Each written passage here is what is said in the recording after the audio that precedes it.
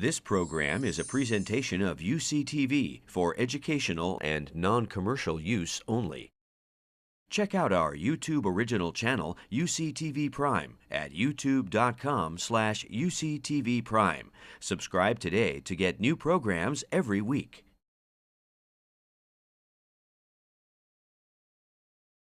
Pleasure to welcome you today to the third of three Hitchcock lectures to be given by Professor Michael Coe. The Hitchcock Endowment Fund was established in 1865 to recognize the highest levels of scholarly thought and achievement. This fund has grown over the years and has brought many notable individuals to the Berkeley campus, including Niels Bohr, Robert Oppenheimer, and Stephen Hawking. The bequest has become one of the most cherished endowments of the University of California. We are pleased to present to you today, under the aegis of the Hitchcock Professorship Fund, the highly distinguished Professor Michael Coe. Professor Coe is the Charles J. McCurdy Professor of Anthropology Emeritus at Yale University. As one of the foremost authorities in historical archaeology, his studies of ancient Mayan culture and writing systems have been heralded as major developments in the understanding and evolution of this fascinating civilization. Thanks to Professor Coe's work, we now know much more about the Maya, a people that achieved remarkable advancements in art, literature, mathematics, and astronomy. Professor Coe has written numerous books on the Maya, including Breaking the Maya Code and The Art of the Maya Scribe.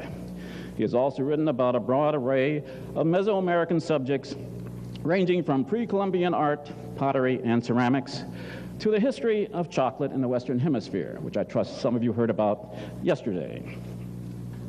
Professor Coe's work is sensitive to developments in all areas of Maya research and to the growing knowledge about interactions between the Maya and other ancient peoples of the region. His studies have also extended to other Mesoamerican civilizations, including both the Aztecs of central Mexico and the Olmec in southern Mexico and Central America.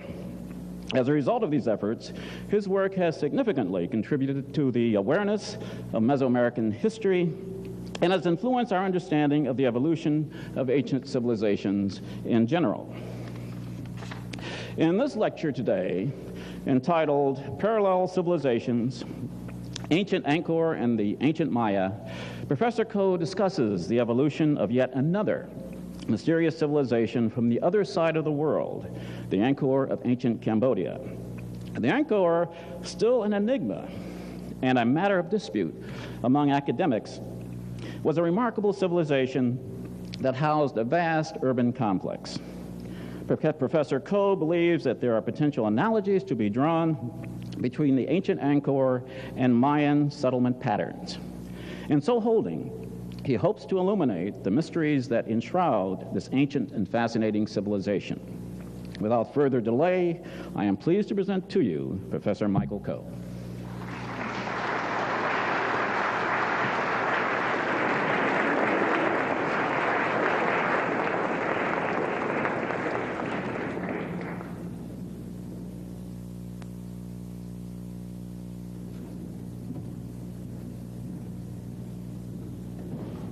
I'd really like to express warm thanks to Dean Mason and the members of the Hitchcock Committee for inviting me here. I've enjoyed this tremendously. Nothing like an audience to a retired old professor. I haven't had an audience for a long time, and you've been a good one. I got interested in this subject of ancient Cambodia a very long time ago, almost as long ago as I've been involved with the peoples of Mesoamerica. In 1954, on my way back from a two-year assignment in the Far East, I decided I wanted to go to Angkor, and one could then. And this was no less than 46 years ago, and I was flabbergasted. I had been in the Maya area quite a lot ever since I was a sophomore at Harvard and changed my major from English to anthropology so I could study the Maya. And I'd seen the great Maya sites. not all of them by a long shot, but I had seen them in their tropical forest setting. And when I walked through Angkor, I was just flabbergasted at how similar Angkor was to a classic Maya site.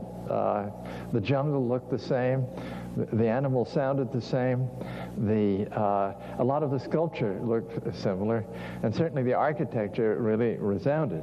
Now, this afternoon, I'm not going to draw any conclusions or even suggest that there were any connections between these two. Frankly, not for publication. I think there were, but that's another story. That's in my dotage, that's what I'm going to devote myself to. But nobody else would believe me on this, but there are some amazing parallels between these two cultures. Now, the great strength of being an anthropologist, rather than any other kind of an ologist, is that anthropology, from its very founding, from its founders back in the mid-19th century, has been a comparative study. It began as really the comparative study of civilizations, and in particular of ancient religions. And some of the great theorists back in those days, men like Lewis Henry Morgan and Edward Tyler and people of this sort, who were the founding fathers of anthropology, were comparative scholars. They believed that by comparing civilizations in the past through time and space, you could illuminate the whole story of how human cultures came about to be. Now, this afternoon, I'm not going to draw any great conclusions by a long shot. There's some big questions that can be raised, perhaps without any good answers, and some little ones. I'm not a person who believes that all cultures can be reduced to one particular grand unified field theory. I don't think that works, and I don't think it has worked in the past, and it's led us down many false paths that ended up in a blank and turned out to be wrong. I'm a believer in multiple causations, but you'll see some interesting parallels when we get to them between these two cultures. Now, I've been back since the peace has returned to that really troubled land of Cambodia. I've been back 5 times, and I'll be there again next month. And each time I go, I learn something new. It's a place one can go to now, and I'm glad. I came very close to wanting, when I got back to Harvard, to dropping all this stuff about the Maya. I came back into graduate school as a graduate student to study, and I thought, well, the heck with the Maya. I think I'll do the ancient Khmer of Cambodia. This is really going to be the future. I'm so glad I did not, because of really the tragic history of that place. War-torn, massacres, genocide, every horrible thing that can ever happen to a people in a land has happened to these people. And I would have had no success whatsoever, so I stuck with the Maya and the other Mesoamericans. But now, in my old age, I'm coming back to an original love of mine, and I'm not sorry about it. So I think we'll start with the first slide.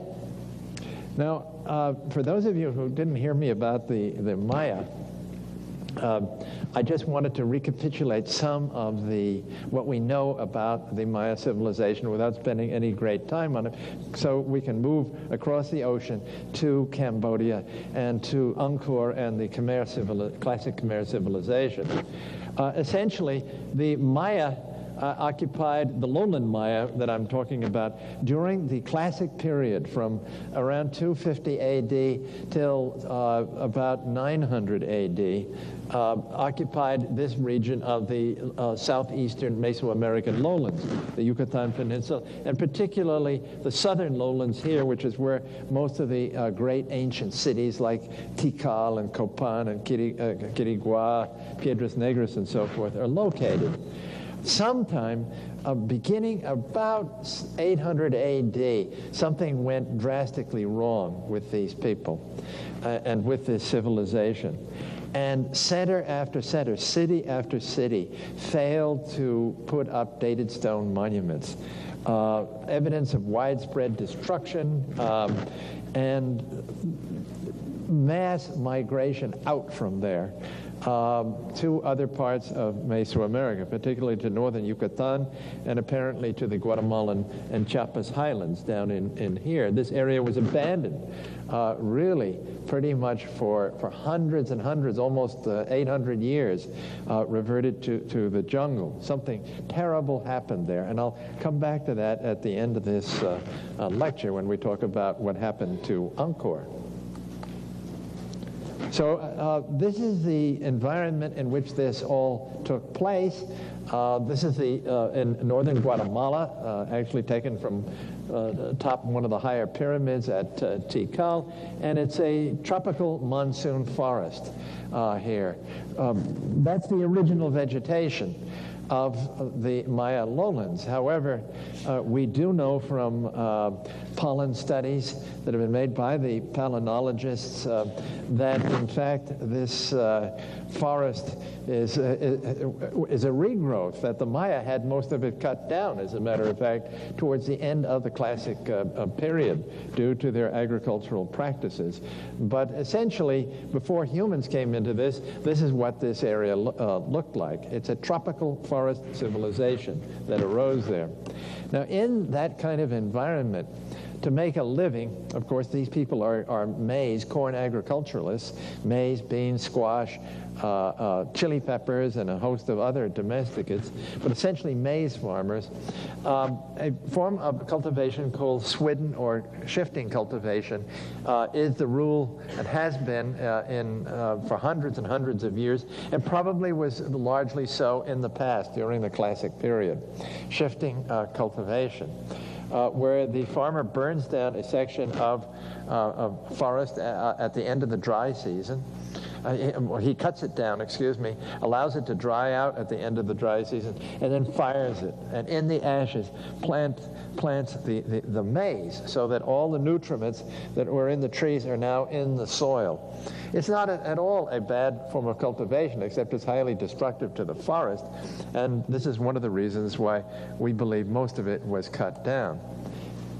Now, that's not the only form of cultivation that the classic Maya practiced. Within the last 20 years or so, we have come to know from aerial surveys and on-the-ground checking of this, and even through a certain amount of radar survey using side-looking airborne radar, that there is another form of cultivation which was highly intensive in the swampy, low-lying areas, which are very extensive in the Maya region. They cut what are basically ditches and canals, sort of the way the land of Holland was rescued, or the fens of eastern England, through drainage, leaving rectangular plots which are continuously wet, and using the mud from the ditches to basically fertilize these plots. And this is a highly intensive form of agriculture that was practiced in not really over the whole Maya area, but in certain important places. So they could probably support a lot more people than we gave them credit for, let's say 50 years ago, when we thought slash and burn cultivation was the only kind. There were very, very high populations, we know. I won't go into this here now, but there's excellent evidence from archaeological survey that the populations in the Maya area were tremendous. There were millions of people living in that area that by, let's say, 1000 AD probably had only a few thousand. That's, of course, one of the more famous classic Maya sites seen from the air, these great conglomerations of temple pyramids and palace structures here, which are range-type buildings with corbel vaulting, in which the kings and queens and royal courts of the Maya lived and carried out their life. These are royal cities in every respect. At the bidding of the ruler, there was basically all life went on. He was a holy person. He was a divine king. And we will come to these divine kings when we come to Cambodia and Southeast Asia again. Many of these great Maya cities have been extremely well mapped. On-the-ground surveys with testing of structures, and really we know an awful lot about the settlement pattern of places like Tikal and elsewhere. In large part that grew out of the work of my old professor, Gordon Willey at Harvard, now retired, who was the founder of studies of this sort, basically in archaeology, and was a world leader in this. And he turned his attention to the Maya area, and he stimulated all of this kind of ground survey so that we can actually plot out. This is Tikal.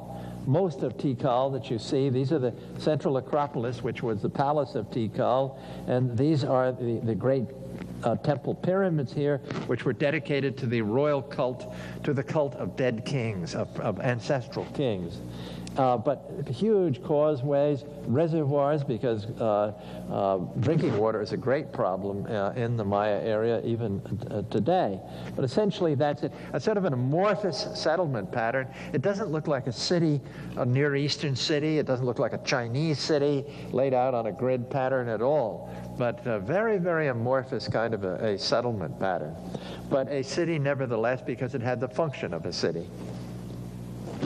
Most Maya architecture, most Maya buildings are really like wedding cakes. That is, there's layer after layer after layer after layer of buildings built up through the centuries by kings who had rebuilding programs and so forth, where they tore down the vaults, vaulted structures, superstructures on older buildings, and then raised other buildings above them. So here, for instance, at the site of Washaktun, which I talked about last time, is the original an original temple complex with 3 temples around it, perhaps dedicated to 3 gods, and then successive rebuildings until finally this thing has turned into a palace with interior temples at the end of the late Classic. This is the kind of archaeology that's been done in the Maya area, and it's been of the absolutely highest quality. And it's the kind of archaeology that's barely begun in Southeast Asia. Maya architecture was extraordinarily beautiful. This is the site of Palenque, where some of the most beautiful architecture is. You're looking at a late Classic building, 8th century AD, called the Temple of the Sun at Palenque. And it was built, we know who the person who built this was. It's part of a complex of actually 4 different major structures in that area, built by a king named Khan Balam, the son of the man who was buried in the great Temple of the Inscriptions there. Very, very beautiful, all covered with stucco at one point, and it was sort of like a billboard up here. This is the roof comb, which had stucco figures of it, of the gods and of the ancestors. This is from, somebody asked me previously about this book by John Lloyd Stephens. John Lloyd Stephens went in the 1830s to this region with Frederick Catherwood, an English topographical artist. And later on, Catherwood in 1850 published a wonderful lithograph album of his lithographs of various Maya sites, including Copan. Stephens bought Copan for $50, so they could do whatever they wanted there, and they got a wonderful account of it. The Maya had put up stele, dated monuments of their kings. Put it the other way around. The kings put up monuments for themselves. This particular king was a guy named Washaklahun Ubakawil, and this particular character had put up a number of very important stele or monuments at Copan to celebrate his reign and his association with the gods, particularly with the maize god. And in front of it are altars. This is a death's head altar. We don't know a lot about that, but the stele are usually associated with these altars. And of course, all of this has hieroglyphic writing on it. Now, these Maya kings were divine kings. They had the title of Kul Ahau, or Kuhul Ahau, the holy king of such and such a city. And many of these cities had very, very long dynastic successions, very long lineages. Tikal had dozens of, well, almost 24 rulers, one after another in an unbroken succession, really, which lasted almost 700 years. The other cities had more recent founding and therefore had to invent past genealogies. But these kings sat on thrones in their palaces. They had probably numbers of wives and a principal wife, and they had heirs apparent, and all sorts of rites were celebrated by them to mark victories and to mark important time periods. The writing, as you know from my first lecture, can be read. Even if we can't pronounce all of it, we can do most of it in what we call Choltian Maya, the ancestor of Chorti Maya, which was the literary language of these people. And we can read this. This is a huge, this is a great slab from Palenque, very, very late in the history of Palenque, by a master calligrapher. And it's the dynastic history of the kings of Palenque.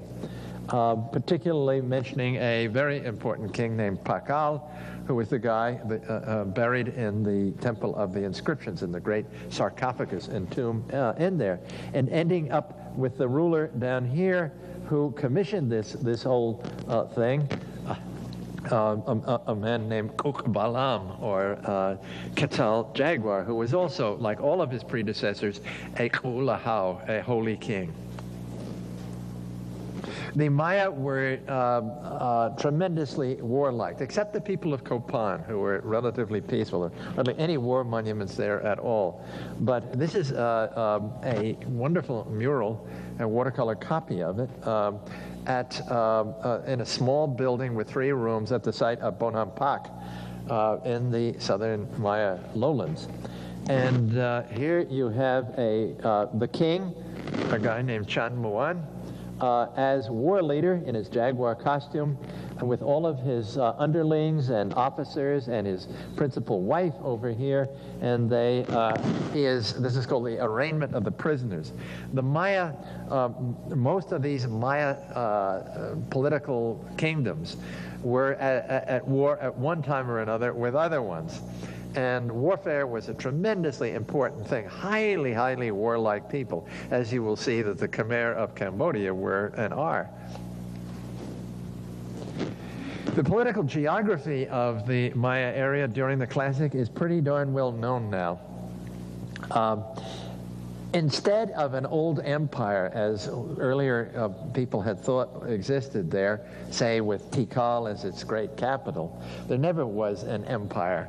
There never was a unitary political system at any time in the Maya lowlands. This is the political geography of the southern Maya lowlands as we know it from their inscriptions, and particularly from the emblem glyphs that I talked about the first time. And you will see that the actual territory, these of course are idealistic polygons that the anthropologists have drawn, but the territory is never, that they controlled, is never very big, that they actually controlled. That were, say, this is the territory of the Tikal polity. In fact, the boundary between it and the next kingdom was never more than a day or two's walk or march from the capital city. So these are not very big. It's sort of a Balkan type situation. And this came as a great surprise to Mayans, how to account for this. And it marks them off from the civilization that we're going to be looking at shortly. So that's what it all looked like at the time of the, just before the whole thing collapsed in the 9th century AD. However, having said that, it's also true that they might have looked all equal there, but some of them were more equal than others. And in particular, these two cities, Kalak Mul here, that's its main sign of its emblem glyph, the snake city, and Tikal, this is anciently named Khan, or snake, and this is anciently, actually not Tikal, but Mutul we now know is the real name of Tikal. that these two cities hated each other. And they had a rivalry that went on for centuries, in which each one of them would try through diplomatic means and intermarriages and diplomatic visits and whatnot to somehow or another co-opt other cities and get them allied against their enemy. And this is a whole scheme that's come out recently of the political alliances and misalliances that took place during the classic period. We never could have done this 30 years ago, I mean 25 years ago. Now we can start talking about this kind of thing, now that we can read these inscriptions. The whole idea of warfare was not necessarily to get territory here, but rather, they never had that idea, but rather to get political hegemony over other people, to command tribute from states that were left alone, basically politically, but always had the threat of an army coming in.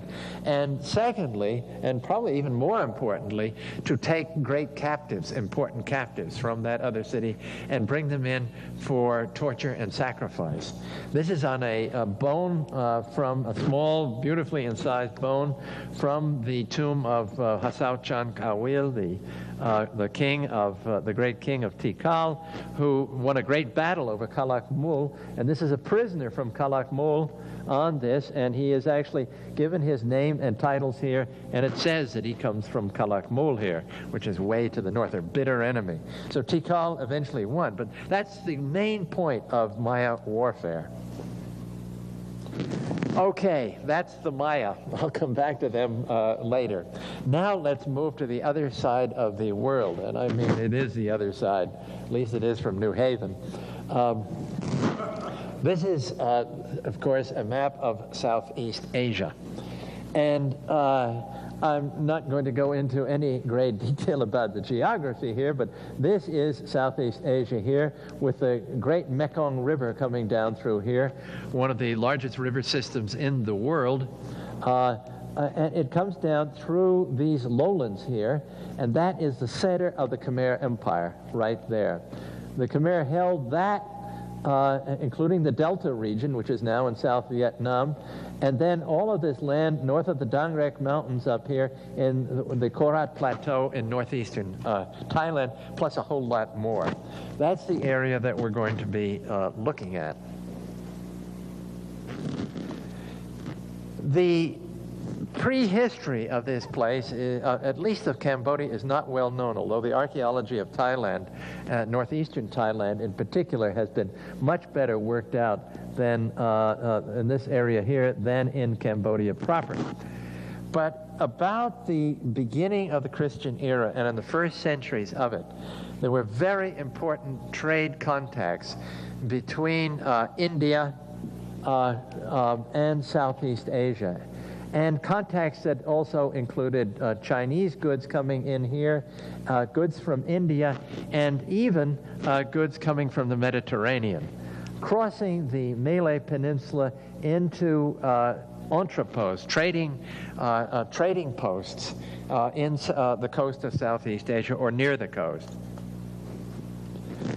The net result of this was that in this region of Southeast Asia, southern Vietnam, the Delta region, Cambodia today, Thailand, the Malay Peninsula, there were a series of chiefdoms, of local chiefs who were probably clan leaders or leaders of perhaps patrilineal clans, people who spoke an ancestral form of Khmer or an ancestral form of Cham, which is a Malayo-Polynesian language, and who had been taken as their model for how to put a polity together, India. This area became Indianized at this point. And there was a long time when, because of all of the obvious presence of Indian ideas here, that Indian patriots claimed that this was actually Greater India, but it was no such thing.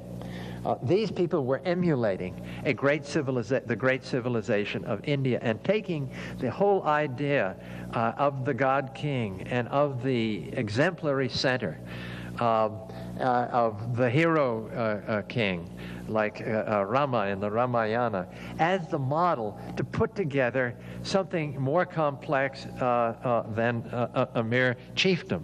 And you have during these centuries leading up to about 800 AD, you have the crystallization of some of these chiefdoms into real states built on Indian lines. This is not to say that Indians came en masse by a long shot. Perhaps gurus came at this point, wandering monks and priests and holy men. But many of these people who were gurus were probably Khmer who had gone to India to learn these things and come back. So it's no simple takeover. And why India rather than China? Because the Chinese model of contact is takeover.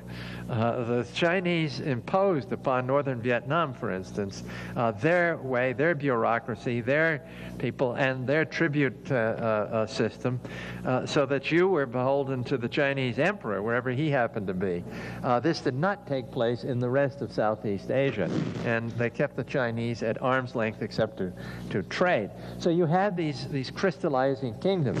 The Chinese, there are Chinese reports about these kingdoms. They talk about first a kingdom called Funan down here in the Delta region and along this part of Cambodia.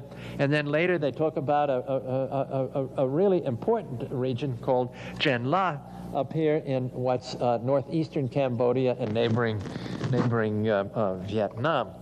And these are crystallizing kingdoms. There's actually architecture to go with this. These are becoming urban centers with heavy trading going on and all sorts of rare materials between India, China, and Southeast Asia. Incidentally, from down here in a site called Oc Eo, that in the Delta region that the French dug before the Vietnam War, they actually found Roman coinage coming all the way from Italy there. So these were really trading entrepôts. Now I'd like to say something about the geography here, because I've described to you the geography of the tropical lowlands of Southeast Asia, of southeastern Mesoamerica. Southeast Asia is very similar. Except you've got to talk here about the great river system. It's a monsoon climate, heavy tropical forest originally over much of it. But the Mekong River is what really makes this whole area. During there are two strongly marked seasons, a rainy season, the so-called monsoon season, and a dry season, and they're exactly the same as the rainy and dry seasons in the Maya area, come at the same time. Rainy in our summer, and especially in the fall, and dry from winter time on until the end of May, when the rains come again. During the rainy season, in the summertime, the Mekong is nourished by the melting snows of Tibet, where it begins. And what happens is that this river coming down here, this great river, comes through all the mouths of the delta, and like a bad sewer system, it backs up. It cannot handle all of that water, and it backs up, the rivers back up into this lake, the Great Lake, or the Tonle Sap in Cambodia, which is the largest lake in Southeast Asia. And this lake expands to 4 times its dry season size. At that point, fish come in to breed in this region. And the Tonle Sap has the greatest density of fish in the world. It's an incredible source of protein to the people of Cambodia. So if you look at that environment, this is Angkor, it looks like the Maya area. It's a monsoon forest, a high tropical forest. However, this was and is today largely cut down. Some of it's left because it's an important source of various raw materials and things that people need. But mostly it's gone because these people are rice agriculturalists. It's been left here in the great national park that the government has at Angkor. You can actually see a ruin there peeking through the trees. It does look like the Maya. It looks like Tikal. This is a map of the Tonle Sap itself, and you can see how Angkor is placed here. This is where you fly into Angkor here. You stay at Siem Reap, and this is where Angkor is itself. It says Angkor Wat here. Let's say Angkor. Angkor means city. It's the Cambodian version of Negara, the Sanskrit word Negara for city, and it includes Angkor Wat, as you will see later on. But it's strategically located here because during the dry season, when the waters recede in the Tonle Sap, it's flooded, a very large area here. They plant in the mud that's left by the receding waters. They plant their rice, and it's a breadbasket. It's like the Nile. It's an incredibly rich area because most of the land in Cambodia is not that good away from the Tonle Sap or away from the river systems. But here it's incredibly good, and because of the protein here in the Tonle Sap, the Great Lake, and because of the receding agriculture, rice agriculture, receding water as rice agriculture rather, Angkor is where it had to be. And the whole growth of Angkor, I think, depends, if you want to take economic models, upon the possibilities, the agricultural potential of this region. Now, as I said, there is a rainy season and a dry season. This is November, which is sort of towards the tail end of the rainy season. It's raining like mad now in Cambodia, and it will taper off finally at the end of November and beginning of December. And that's a fact. Almost all cultivation away from the Great Lake depends upon this rainfall. Most of rice in Cambodia is actually rainfall produced on fields that are merely watered by rain and not cultivated at all in the height of the dry season. Here you are looking out at the edge of the Tonle Sap. These are all flooded rice fields here, and as the water goes down, they will plant then in the mud, come in and plant in the mud, and this will all turn into green rice. It's quite a sight. But it's just loaded with fish. And there's a huge fishing industry here. Fish turned into the most unattractive stuff to the Western ears, eyes, and nose. Fish paste, fermented fish paste, which is a wonderful source of protein for everybody, and it's part of the Cambodian diet. You get to like it after a while. This is now a rice field in an area that has been left by the receding waters of the Tonle Sap. I shot this one in November, and you can see a little Cambodian hamlet there. All the houses in Cambodia are on stilts, raised up above the deck there, and people live in the upper story, and the pigs and other animals, water buffaloes, live down below, which would make it very, very difficult to find these things archaeologically. And as I say, there are many kinds of rice grown in Cambodia, all with different, by the Khmer, all with different growing seasons, lengths of growing time, and different characteristics. Now today, of course, hybrid rice produced by the Big Rice Institute up in the Philippines, that's spreading everywhere. Not, in some cases, such a great idea. Now, this place is big. Angkor is huge. Angkor covers at least 75 square miles, 200 square kilometers. It's, I think, one of perhaps the biggest ancient archaeological site in the entire world, and I'll prove it to you in a moment. It's so big it can be seen from space. It's one of the things that you can see from space, like the Great Wall of China. And this is an image taken from the shuttle, Endeavour shuttle, a pass that when they passed over Angkor, and a project that was backed by NASA and the Jet Propulsion Lab to make radar pictures at on different bands of Angkor itself. Here's the Tonle Sap down here. This is Angkor itself. These are the Kulen Hills from which from which all the water comes that runs down through Angkor to supply these huge artificial basins here. Really tremendous ones. There's Angkor Wat. This is Angkor Thom, with the royal palace there and the Bayon in the center, and all sorts of other complexes around it. But this thing is really enormous. Flying into Siem Reap, from the west, from Bangkok, if you look out the plain, you'll see this. That's the Western Barai, the Western Reservoir here, completely artificial. Stone lined on the edges. It's 8 kilometers long, which is 5 miles long. The center of it is actually right here. This has all been silted up over here. And there's another one on the other side of Angkor that's almost as big, and others elsewhere. So what were these? These are all rice fields here with hamlets. This is an ancient site right here. What were these? And the idea came up early on. The French had been here for over 100 years, excavating and restoring it.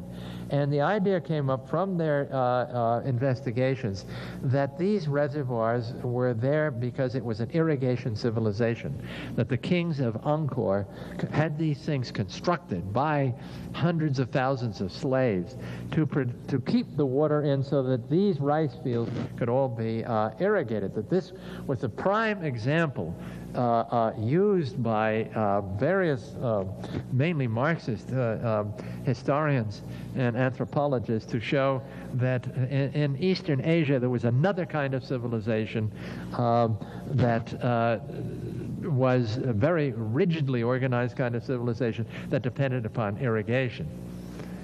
It turns out not to be the case. There's a map of what you were looking at. In the radar picture. Angkor Wat is here. That's Angkor Thom with the royal palace and whatnot, the center of the huge city here. The two big barais, other ones are elsewhere. There's another one down here that should be in blue also. And I have put on that map of central Tikal at the same scale. You can barely see it. It's postage stamp size. You could put how many Tikals, which Mayanists love to think is the biggest thing ever made in the history of the world, how many could you put within Angkor? Just to give you an idea of the size of this place. Now, there's a difference that Angkor was the center of a great empire, a unitary empire, where Tikal never was. So one has to be fair about this. But it does put things in perspective.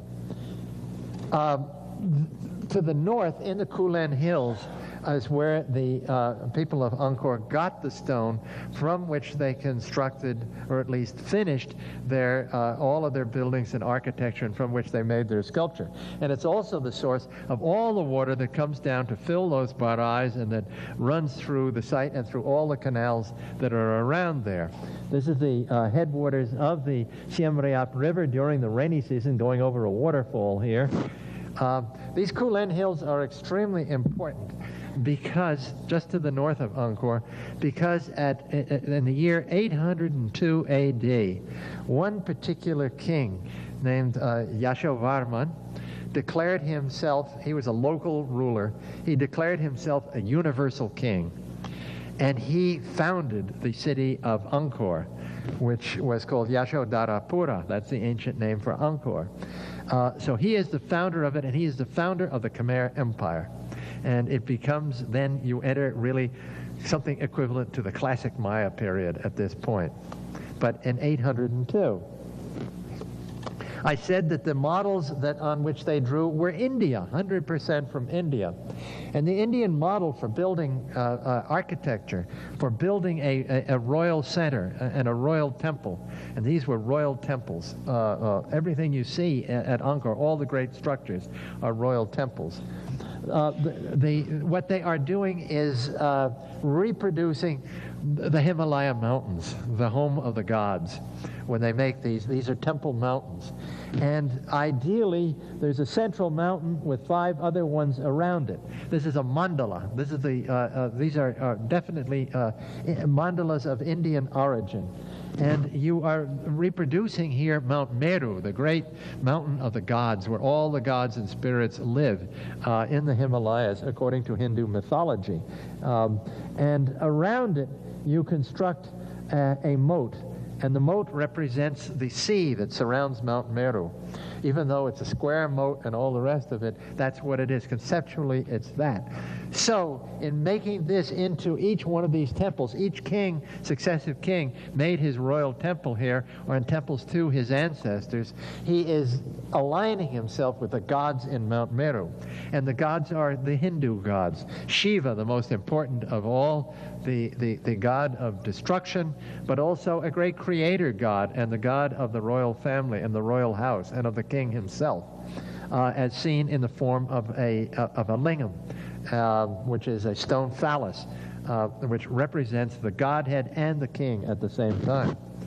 Vishnu, another very important god, the preserver, and Brahma, the creator. These are the three gods of the Hindu Trinity. There in one of the temples is a lingam sitting in the female yoni here. It's been busted off, but it actually goes way underground, and it represents the three, Shiva on the top, and then the other two gods further down in parts that you cannot see. And these are the gods themselves. This is the divine part. This is the holiest part of each temple, is the lingam here, which each successive king dedicated. These are royal foundations. Now, where's that? You think it looks like Tikal. It's Angkor. I practically fell over when I saw this for the first time in 1954. The earliest architecture in Angkor, this is a temple mountain actually, looks terrifically Maya. And I really don't think there's any connection because the dates are wrong. Remember, this can't be any earlier and isn't any earlier. It actually dates to the 10th, early in the 10th century A.D. The Maya area is over by that time. The Maya were making this kind of thing long before the Cambodians were. So if there was any influence, it went the other way. Mayas paddled their canoes across the Pacific and brought it to the other side. But it's remarkably similar. Each one of these temples has inscriptions in it. The inscriptions are generally on the sides, on the jambs of the buildings, of the doorways, when you get to the temple on the top where the lingam is kept. And what do they say? Some of them are in Sanskrit, and some of them are in Khmer. The Sanskrit ones are of interest to the history of religion because they're entirely religious. They describe the dedication of the temple to a particular god and describe the holy ancestry of that particular king and so forth. And they're poetry. They're actual Sanskrit poems, very beautiful ones, in writing that's eventually derived from India, but it's typically Khmer writing, but writing in Sanskrit. The Khmer ones are much more interesting to archaeologists because they give you some economic data. They tell you that each one of these temples had so many villages attached to it that had to produce, through corvée labor and tribute and temple work, had to produce so much each year at certain times. And some of these temples had, and temple complexes had thousands of villages attached to it, with thousands and thousands and thousands of people who are called knum, which some people translate as slaves, but nobody's quite sure what. Probably the majority of the people in the landscape of the villagers in Cambodia were attached to one or another of these temples in Angkor and all the other provincial sites. We know from the inscriptions, which don't tell us really a great deal, that there were as much as 90 provincial capitals in the Angkor Empire, and each one of them filled with temples that had its own villages.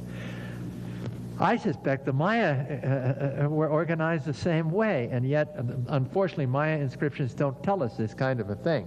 They tell us other things. In fact, there's much more history, actually, in Maya inscriptions than there are in Khmer ones. Now, everybody thinks it's Angkor Wat. Well, this is Angkor Wat. It's only part of Angkor, but really incredibly beautiful. It's the largest religious structure in the entire world, and was built in the first part of the 12th century by a great and important king, as some people think his funerary temple. His ashes were eventually going to be deposited in a deposit underneath or around or by the lingam that would be here. But it's not dedicated to Shiva, which most temples are, but rather to Vishnu, because the main entrance actually faces west here. You come in from the west here. It's again a temple mountain, a quincunx with 4 towers around a central one.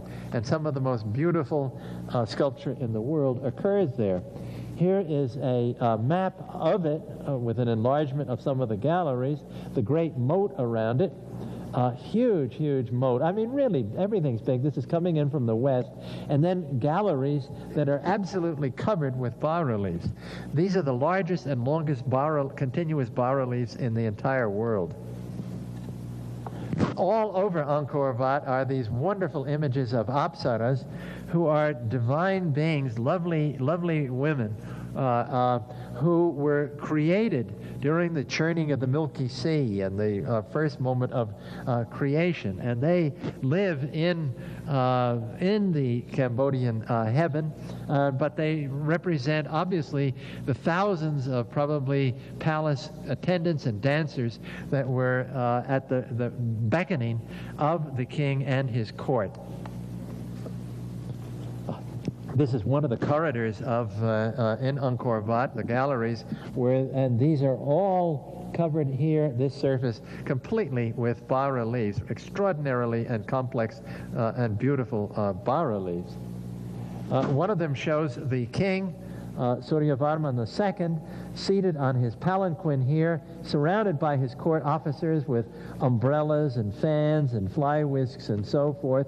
And here is what he looked like. There are military processions with his war elephants and all of his officers and army. And then there's a whole lot of Hindu mythology told in other reliefs. But this man was a divine king. He was, some people think, a god king.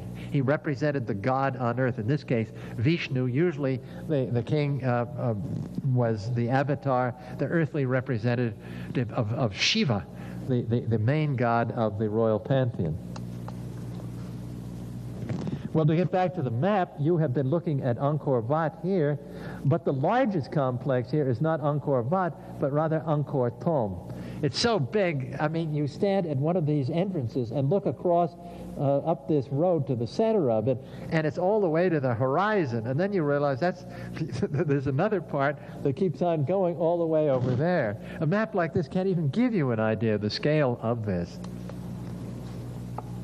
This is just part of the moat around Angkor Thom. In Angkor Thom, the king who was responsible for a lot of the architecture that you see was a man named Jayavarman VII. Unlike his ancestors, he was a devout Buddhist, but a Buddhist of the Mahayana sect, which was much more complex and much less austere than Hinayana Buddhism, which comes in much, much later, and therefore incorporated the Hindu gods into their mythologies and everything else. All around Angkor Thom, and especially at the gates and in the center of it, the Bayon is a face of what people think is Lokeshvara, the Buddha of the future. However, it's the portrait, most people think, of Jayavarman VII himself. And they're all over the place. Every one of these towers has these faces looking out, 4 faces around it here. Each one has 4 faces looking out. So everywhere you go, this is the very center, the central complex at Angkor Thom. You find this face looking out at you with his enigmatic Khmer smile. There are wonderful bas-reliefs in the Bayon and the center of Angkor Thom, showing all kinds of scenes of daily life and, like the Maya, scenes of warfare. In this case, the Khmer fighting a jungle battle with their traditional hereditary enemies, the Cham. The Cham have a long history also. They are Malayo-Polynesian speakers who occupied large hunks of southern Vietnam and part of northeastern Cambodia, and were, as I say, the hereditary enemies of Angkor, and actually conquered Angkor before Jayavarman VII took the throne, and he beat them in a series of battles shown here very, very graphically. All sorts of scenes of daily life here. We know from, well, let's say right now, an awful lot of what we know about ancient Angkor is not from excavations that the archaeologists have done, because they've been mainly concerned with reconstruction and making the place into a tourist site and with art history, not with big anthropologically interesting questions. Most, therefore, of what we know about their life comes from two sources. One, these bas-reliefs on the Bayon, and secondly, a Chinese traveler named Zhou Daguan, who was a diplomatic envoy from the Yuan court, the court of the Mongol kings in China at that point, and who came back after a year or two in Angkor and wrote a wonderful account of late 13th century Angkor. It's delightful, it's wonderful to read, and gives, and most of what people talk about is actually based upon this, particularly upon Zhou Daguan, because the Khmer sources don't tell you these things. We know that the king had thousands of servants in the royal palace, that he had hundreds and hundreds and hundreds of concubines, and it's a wonderful description of the royal life, of the splendid riches of this man who could command these elephant armies and tons of gold pouring in at all times, and the tremendous luxury in which he and his court lived. This is a scene in the Bayon showing probably part of the palace, but I'll come to the palace in a moment, the royal palace, but that's all we know. That is the royal palace in Angkor Thom. It's huge. It's a tremendous structure. I mean, really big, with ceremonial pools there. This is the royal temple in which the royal family worshipped. The elephant terrace is here, where he went out and watched these great processions, and according to Zhou Daguan, even fireworks shows and all sorts of things over here. It's barely been touched archaeologically. The excavations are going on now, but just beginning. There isn't even an archaeological sequence that's based upon dirt archaeology for Angkor, I discovered on talking to all the various expeditions that are in there today. There's about 6 different groups at Angkor now from all over the world. There's 2 to 3 Japanese ones. There's everything but an American one, unfortunately. But they're just beginning the kind of study that went on 50 years ago in the Maya area, where you build up sequences through study of pottery and things like this. It's just in its infancy today. So there's not much we know about the royal palace except what Zhou Daguan tells us. That's the elephant terrace that I told you about, with the king's war elephant shown here in bas-relief here, going along here. And we know from Zhou Daguan that he and his court and his wives and everybody came out and watched these incredible spectacles that took place during the year at Angkor. Well, now, everything comes to a halt here eventually, but before it does, under Jayavarman VII and the later kings, Angkor basically conquered the rest of most of Southeast Asia. Large parts of Thailand. They held all of this area of Vietnam down here, all the way into Burma, and then down into the Malay Peninsula in what is Malaysia today. It was a huge empire at its height. Reaching its height probably in the 11th, 12th, and 13th centuries. But then things eventually starts to fall apart. At their height, there are numerous provincial capitals. This is one of the most amazing of them, a place called Pra Vihyar, which until the Khmer Rouge decided to make peace with the government about a year or so ago, you could not go to. I've been there. It's an incredible site on the edge of the Dangrek Mountains overlooking the Cambodian lowlands here. And it's sort of scary to go there because you know that the people who are taking you around these ruins were Khmer Rouge only about 2 years ago. Now they're selling Coca-Cola to the tourists. But Sic Transit Gloria. But it's a wonderful ceremonial site. And there's sites like this all over Cambodia and northeastern Thailand. And at this point, I've been to an awful lot of them. This is a very important site in Pi Mai in Thailand today that's been beautifully restored by the Thai government, which has done a lot of very good archaeology. A sort of a miniature Angkor here. And even in Laos, there's major Angkor sites. This is the most important of them. Wat Pu, which is above the western bank of the Mekong River in Laos, one of the palace structures here. It hasn't been reconstructed at all, but it's a very beautiful site and a very ancient one. The problem in studying Angkor is, and all the theories about Angkor, is that there's no, until recently, there's been no really good map of Angkor. That's the equivalent to the maps that I've shown you of classic Maya sites. They've never done the on-the-ground survey that should be done. Except recently, the Japanese International Cooperation Association, or JICA, has made some really good maps that are almost impossible to get. I'm still trying. I photographed these things surreptitiously the last time I was in Angkor. You're looking at the photograph of part of it.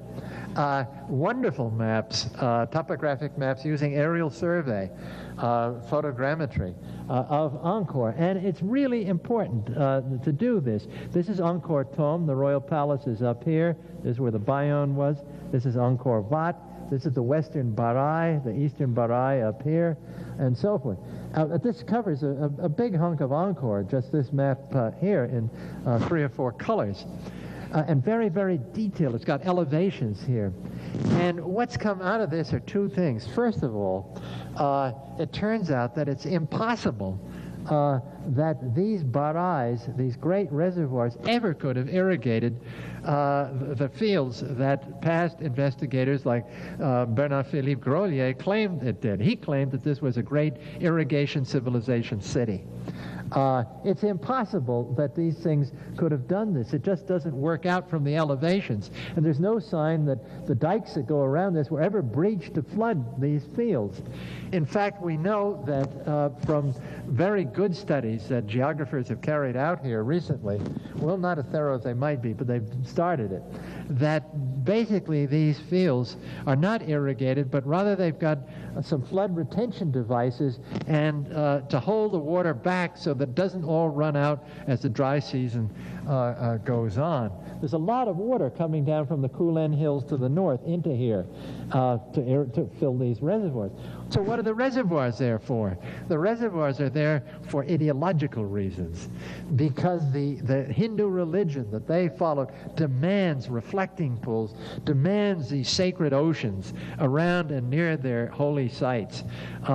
This thing was built for totally uneconomic reasons, has nothing to do with the famous economic substructure that's supposed to be underneath everything, but has to do with the ideology of kingship and the idea that's behind Hindu religious iconography. So you have to have these moats and these huge reflecting pools here.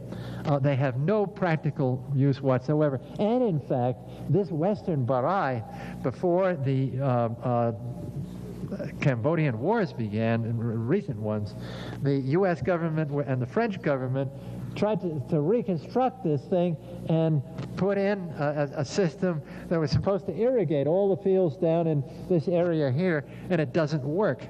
No Cambodian in his right mind, no farmer ever could grow rice from this thing. And it doesn't work. So the idea that this was an irrigation civilization is now pretty much kaput. The other thing is, what kind of a city is this, or was this?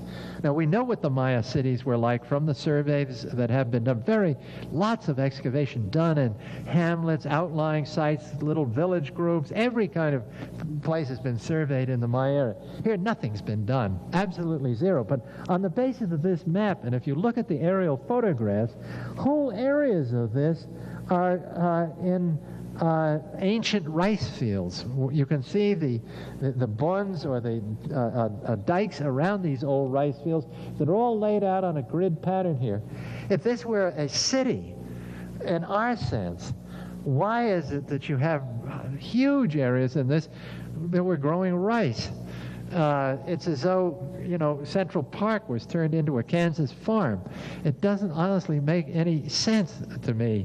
Was this really an urban city on the Chinese model or the Western European model or the Near Eastern model? I don't know, and I think that's all up in the air now. Wasn't it even an urban civilization? Or are these holy cities with the bureaucrats and the royal family and all the traders and everybody around them, but not really a city in the sense that we know it? We don't know at this point. Well, now, I said this before, and I'll say it again, all this comes to an end. There is a mighty collapse of the classic Khmer civilization and Angkor itself that takes place at the end of the 14th and beginning of the 15th century. As the Thai come into Thailand and start moving down, originating in China, and come down here, they begin attacking Angkor and the outlying parts of the Angkor state, and start defeating the Angkor kings. At the same time, the other peoples are moving down in here, particularly the Vietnamese and so forth, taking over other areas from these people.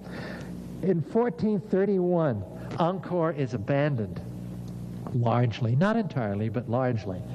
Monks stay on, and the capital is moved down to this region here, eventually to Phnom Penh, where it is today. The court moves down, but it's in total disarray. It's nothing the way it had been before. The kings are still divine, but they have extremely little power compared to their ancestors, Jayavarman VII and Suryavarman II and Yashovarman I. It's a pale reflection of what went on. They've gone into a post-classic phase of all sorts of disruptions taking place. At the same time, the Thai victors introduce Theravada Buddhism, which is totally different than what the Khmer rulers had been used to, and totally different from the ideology of the Khmer god-king. Theravada Buddhism is the kind of Buddhism practiced in Sri Lanka.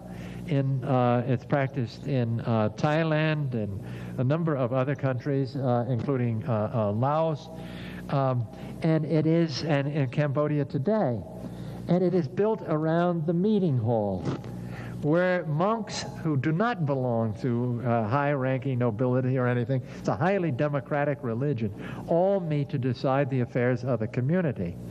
And this is the basis of Theravada Buddhism. It's a communal religion, and a religion it's a gentle religion.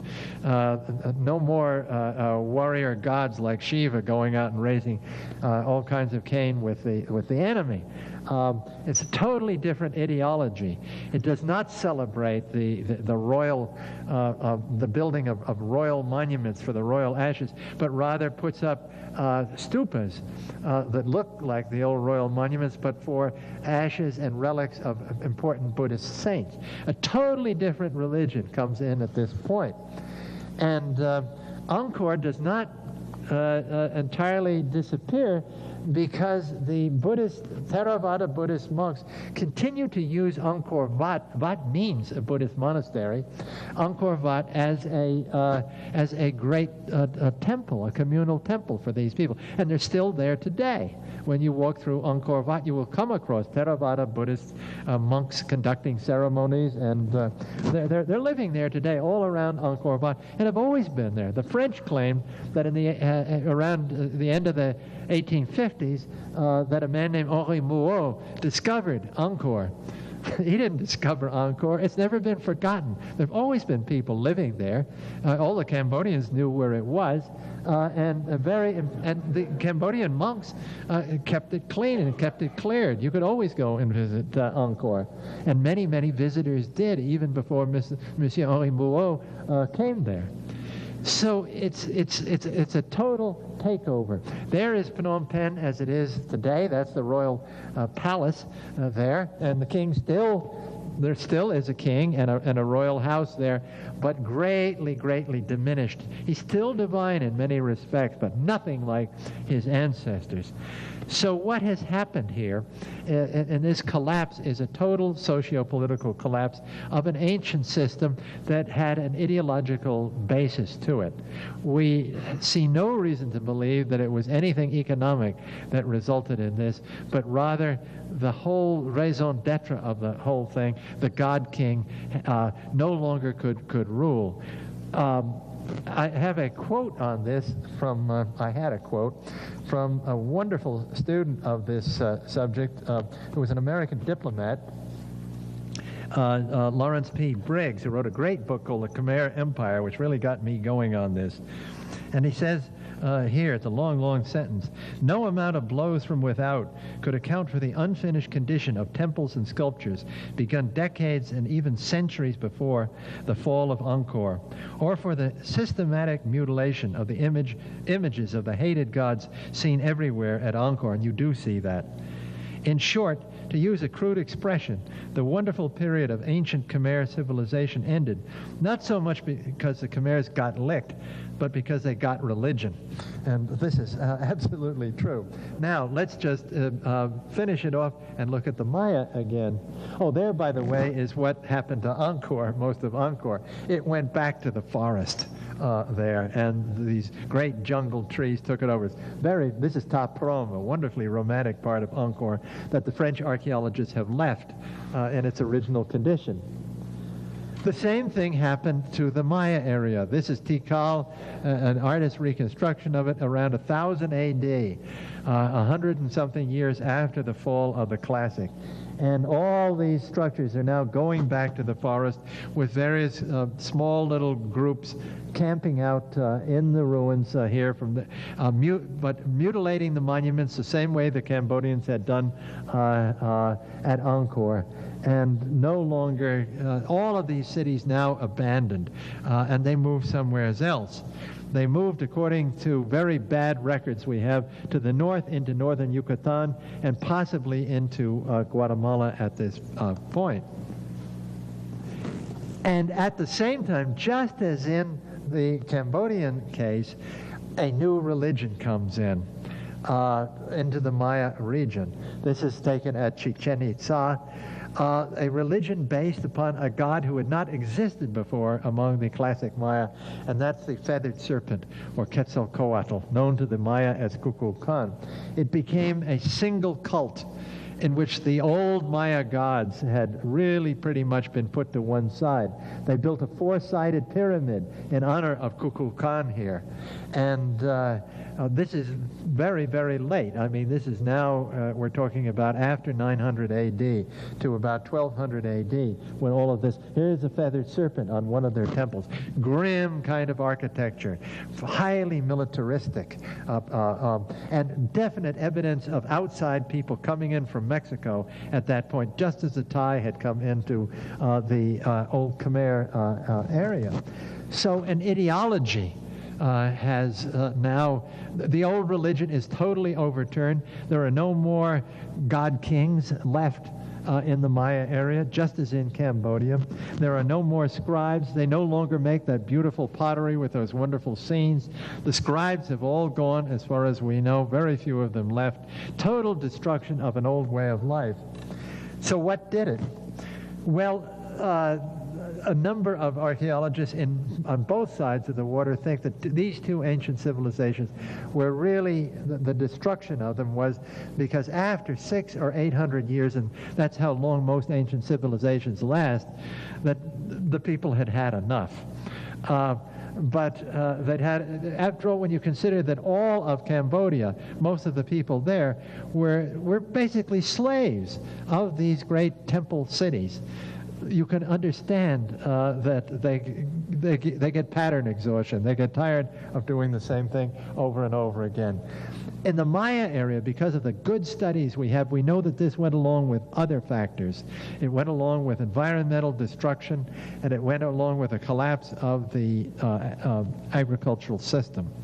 There's no evidence for this in Cambodia, but that's because they haven't looked. As I say, Cambodian archaeology is 50 years behind that of the Maya, and someday we'll know this kind of thing.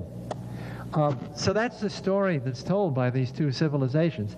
They run in parallel, except slightly askew as far as time goes, but there's so many things that can be learned and thought about, and new ideas come up by comparing these two civilizations.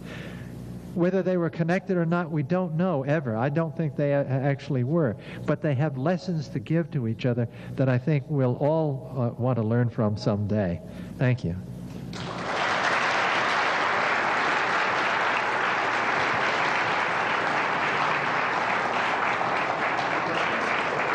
John. Time for a few questions, if you have some. Yes, please. Yeah, when I was in high school, we read about the Maya, war and bloodletting and torture. And I was wondering, where are the depictions of dancers or musicians or people making love or doing the things that people do in real life? In real life. Now, that's a good question. That whole business about all the bloodletting and whatnot, there was a period in Maya studies about 15 years ago or so where everything was blood. And the picture came up of a bunch of people who were doing nothing but sort of mutilating themselves and each other to draw blood, et cetera, et cetera, et cetera. And that's a little bit exaggerated, we now know. But on the other hand, this did occur to a certain extent, just as human sacrifice did. But the ordinary day-to-day life of the Maya is depicted. You get views of this on the classic Maya pictorial pottery. We have palace scenes. You don't show on that. You don't show the Slavs. The proletariat doesn't show on that. Just like they, in most civilizations, that kind of life is really downplayed. You have the elite were concerned with their own life, with themselves, and with courtly things. So a lot of that has to do with the courts, and we get a lot of views of what went on in the courts. Marriage negotiations, feasting is big now. On classic Maya pottery. You see this on Justin Kerr's wonderful rollouts of classic Maya pottery, this kind of thing going on. Gift giving, tribute, this kind of thing. That's what you get depicted there. The Bonampak murals, which are the most, or were, now they're largely destroyed, the best picture into what it looked like in a classic Maya site. They show you warfare in one room going on, off in the jungle, really very accurate description of this thing. Arraignment of prisoners. Then it shows preparations for a great celebration going on, and all the palace servants and so forth are there doing whatever they have to do, including people who are putting all the equipment on the participants. And then finally the last room shows a great dance going on with probably the feathers from several thousand quetzal birds involved in that in their costume. But the point is that the dance is a sacrificial dance. There's somebody getting sacrificed and beheaded eventually there. That's what you get for the classic Maya. There are no scenes that I know of that give you the kind of life that you find at Angkor in the Bayon reliefs, where you have people showing them cockfighting and gambling and stuff going on in markets and whatnot. We don't have that. They were operating on a different level. But we know an awful lot about courtly life from this. Yes, please. Yes, Professor, I have a couple. About what is the ratio of size between Tikal and Angkor? About how much larger? How much larger is Angkor than Tikal? Yes, about in ratio. It's at least 15 times larger, maybe 20. If you look at that map where I put Tikal in Photoshop, I put it on at the same scale, and it's only this big, and Angkor's like that. Okay, it's about 15 times. I'd say at least. The other question is, you mentioned the Chinese scholar. Yeah, Zhou Daguan. Yes, could you spell that out? And are there any... Zhou Daguan? Well, I'm going to use the old Wade Giles system of transliteration. C-H-O-U, then T-A-K-U-A-N. Zhou Daguan. I don't know what the pinyin is for it, but that's Zhou Daguan. And he was a diplomat, Chinese diplomat. And it was published first in French, in a French translation by Paul Pelliot, but you can find it in bookstores in Bangkok in English, little paperback. It's wonderful. It's really very entertaining. He had a wonderful sense of humor, and he loved those Khmer ladies. He really did. What's the call in English? Is there an English title to that book? It's the Customs of Cambodia. It's a the Chinese, when they went on these expeditions, for trading expeditions and diplomatic ones, they would get back and they'd write up an account of what they'd seen. And these are very early ethnographies. They're often very entertaining. There's another Chinese named Ma Duanlin, who also was much, much earlier, who describes sort of pre-Angkor life. Somebody could search through Chinese archives someday and find more of these things, but there are a lot of descriptions. The Chinese were always interested in the barbarians, the outer barbarians. I mean, they were really fascinated. They were early anthropologists, and they really liked that kind of stuff, and they wrote it up. And Zhou Daguan, we know, is very, very accurate. Everything he says is true. Please. Knowing what we know about Polynesian navigation between Southeast Asia and the rest of Polynesia, all the way to Easter Island and Hawaii, is it possible that there was any pulling back to the Mayan region? Because I know that there's at least some botanical. There definitely is. That's right. Well, you want me to let my hair down about this? I am convinced from a lot of time spent in Asia and Southeast Asia. I've spent as much time there as I practically have in Mexico and Central America, and extended stays in Bali. I'm convinced that there's a connection.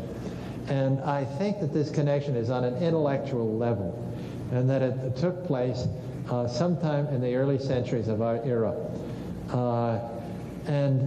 It would have involved such things as the transmission of bark paper books, the technology behind bark paper books that are folding screen books. It would have involved calendrical things, such as permutation calendars.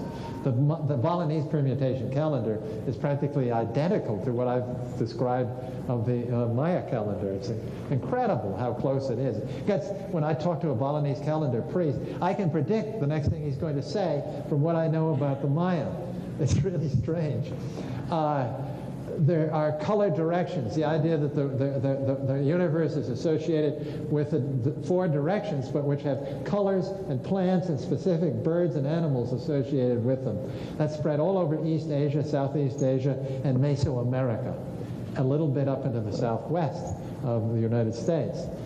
Just thing after thing after thing, always on an intellectual level. Of course, there's no horses, there's no water buffaloes, there's no rice, there's no wheat, etc., etc., etc. But I think that the navigational skills of the peoples of East and Southeast Asia were tremendous. The people of Borneo in the first centuries of our era got all the way to Madagascar. The people in Madagascar speak a language that is from Borneo. That's a long, long, long, long way. These were master navigators, these people, and we know that. The Chinese were master navigators. The Southeast Asians were, if you go to Borobudur and look at the great boats that are in Borobudur and Java, there, these huge outrigger boats that are as big as European boats of the day. I think they could make it easily across and back. So I think there was contact. I really do. But nobody's ever found the smoking gun. That is, if you could find a, let's say, a wonderful Buddha statue or a Shiva in an early tomb in the Maya area, that would be a... You want to watch out, though. There's a lot of jokers around who like to salt excavations and drop something in surreptitiously. I used to carry pieces of Roman glass around with me to excavations, hoping to be able to drop them in. But I really do think someday, I think there really is.